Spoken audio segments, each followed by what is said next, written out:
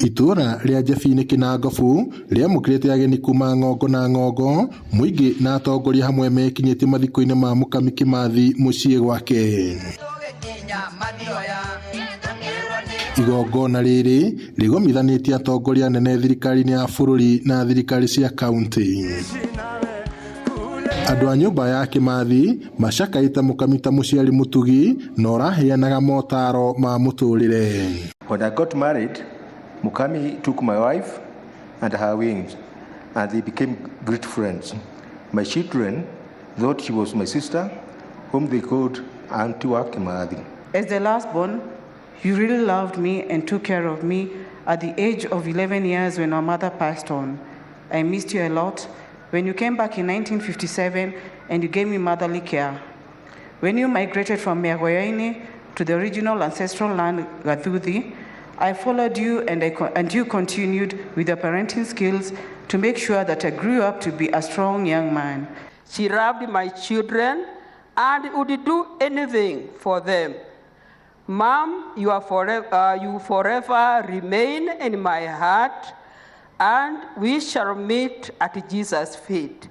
Fare thee well, Nyina wa Ciuri.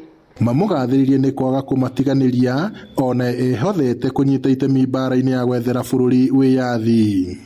You are and still are the embodiment of courage, strength for women at home and abroad. The life you lived was a full and gratifying one.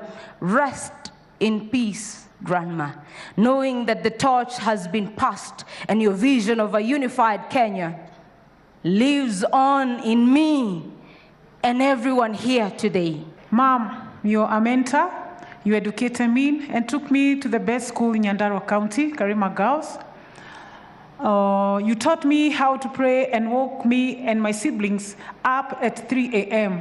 And you said, "Okirai mohoe netha keda." Mom, your prayer always was to see the remains of your husband, my father, Dedan Kimathi. You wished not to leave your children and the country in large, in poverty and in trouble. Mother, rest assured that you have been given a state burial, and all the readers are reasoning. They have given you honor right at your home.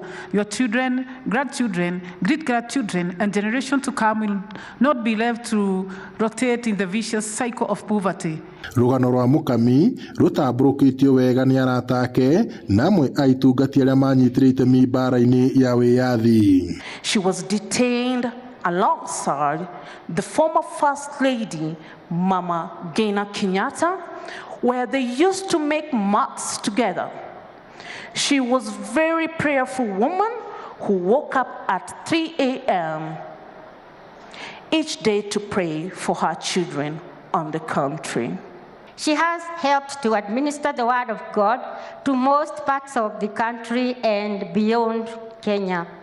Due to her selflessness and devotion, the church has grown and has very many branches. Eloise has also supported widows and orphans in her cause of evangelism.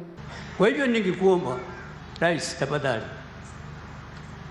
upatie Maumau uhuru kidogo, miezi miwili tu, watoe mzee afunguliwe nini mapingu na mguu, maana akiwa anafungwa namna hiyo hata Maumau inafungwa, si ndio? Mukami agathĩrĩrio nĩ wĩheani na kwĩhotha kũrũĩra kĩhoto na ũma makĩria kumana na wathani mũũru wa mũthũngũ. Nĩ thabarĩ ya mũthia ya mũtigaire Mukami wa Kimathi, igongona rĩrĩa thirikari ĩirĩire itungati atĩ maũndũ mao nĩ mekũrũmbũiyo. Ngĩribotera Inooro TV kuma itũra rĩa Sasumwa Jabi-inĩ, gũkũ nĩ Kinangobu kaunti-inĩ ya Nyandarua, njĩtagwo Peter Mwangi.